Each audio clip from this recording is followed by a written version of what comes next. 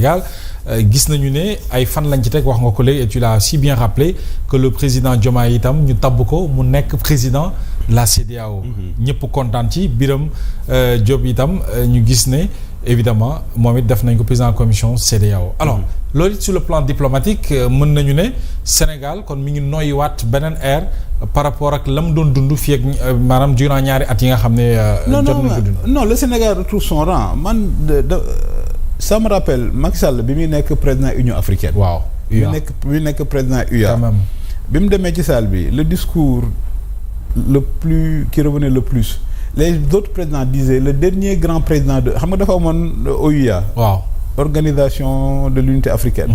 Les gens disaient que le dernier grand président de l'organisation de l'Union africaine c'était Abdou Diouf. Pourquoi Abdou Diouf? La lutte contre l'apartheid. Oui, on se souvient. Abdou Diouf avait dans toutes les classes on avait mis l'apartheid est un crime contre l'humanité. C'était ça le rang du Sénégal.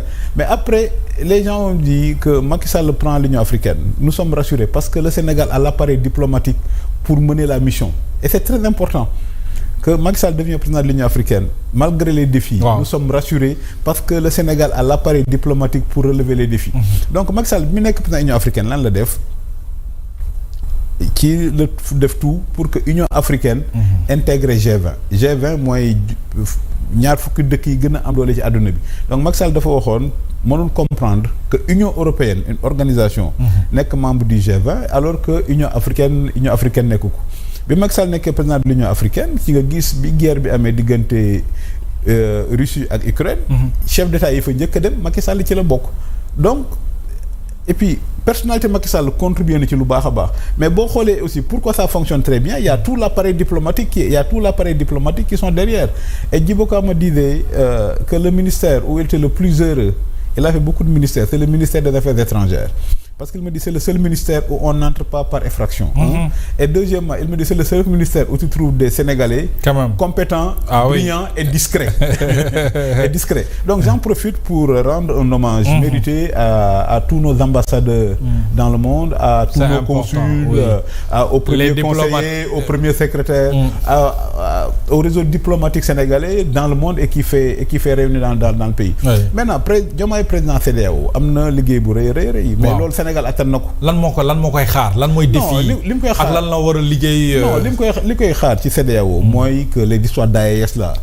mu wax ak ñoom. c'est le même discours que les spécialistes wax. mais bien sûr li nga wax. non y a le problème booy xool c'est mathématique.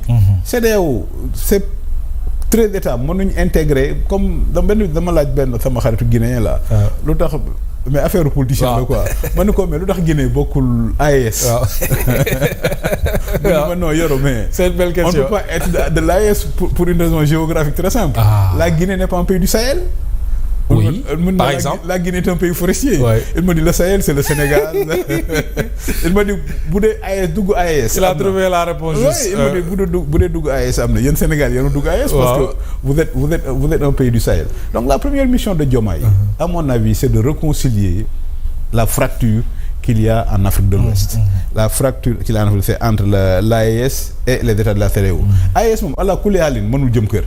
Parce que boo xoolee dañ naan alliance la mais chaque fois que le Mali est attaqué. Et puis on en parle plus. Non mais ce n'est plus à l'ordre du jour. AES léegi mu jeex bientôt la vague démocratique va arriver. Donc loolu la président Bassirou Diomaye Faye, il y a deux options mais parce que boo xoolee AES c'est quoi l'AES damay wax que ñoom dañuy wax panafricanisme ak souverainisme. Le souverainisme fu mu commencé. mooy la souveraineté du peuple. La souveraineté du peuple mooy lan mooy les élections.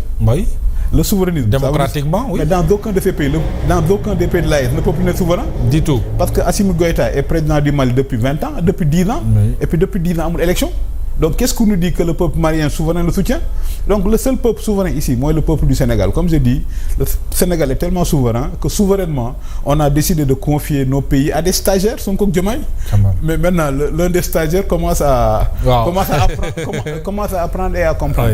Benen affaire panafricaine, le panafricanisme de l'AES, c'est juste un vernis idéologique pour masquer la forfaiture des coups d'État.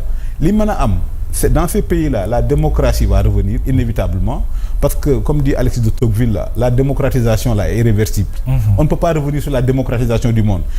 Gis nga ay dictature devenir démocratie mais rarement gis l'inverse. Donc la démocratie va au niveau de l'AES et les gens de l'AES vont revenir à la CEDEAO. À la CEDEAO. Maintenant, ce que le président Bassirou Diomaye Faye. Mais loolu bu ko réussir ce sera une très grande victoire. Il peut le faire. Il peut le faire. Oui. Mais lui, tout ce qu'il peut faire, c'est accompagner.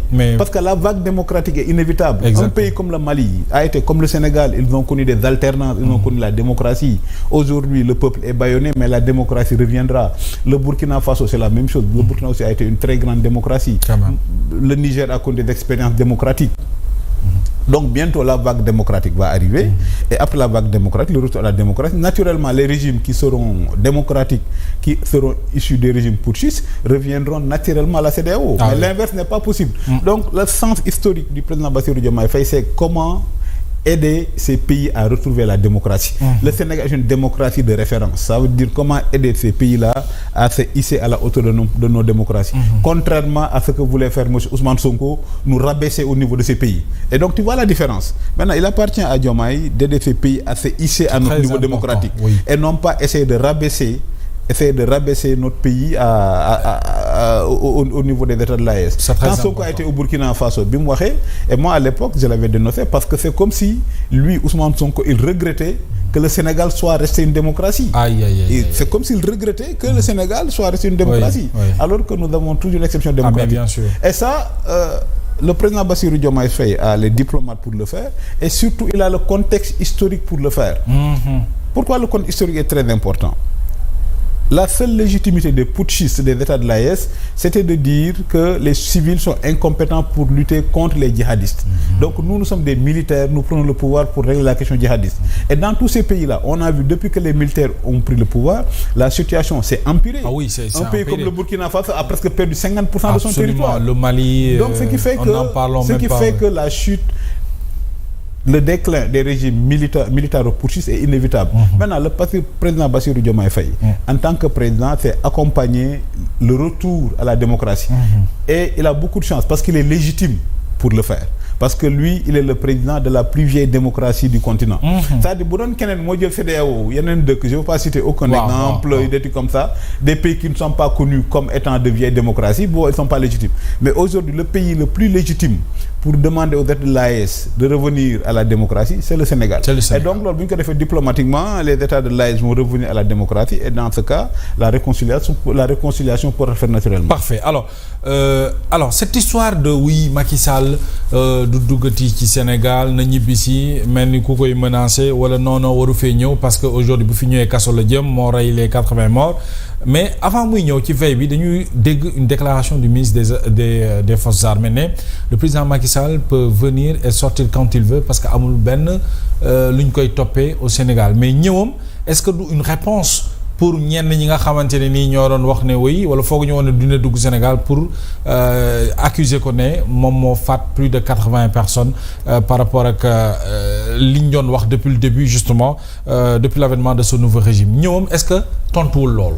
Non mais ñoom à la limite non ñoom c'est plus important que ça. Ça veut dire que man dinaa la wax lu tax Macky Sall toog 2 ans ñëwul Sénégal. Waaw. Jour bi muy dem la veille bi muy dem dañoo nekk bureau palais ñuy waxtaan.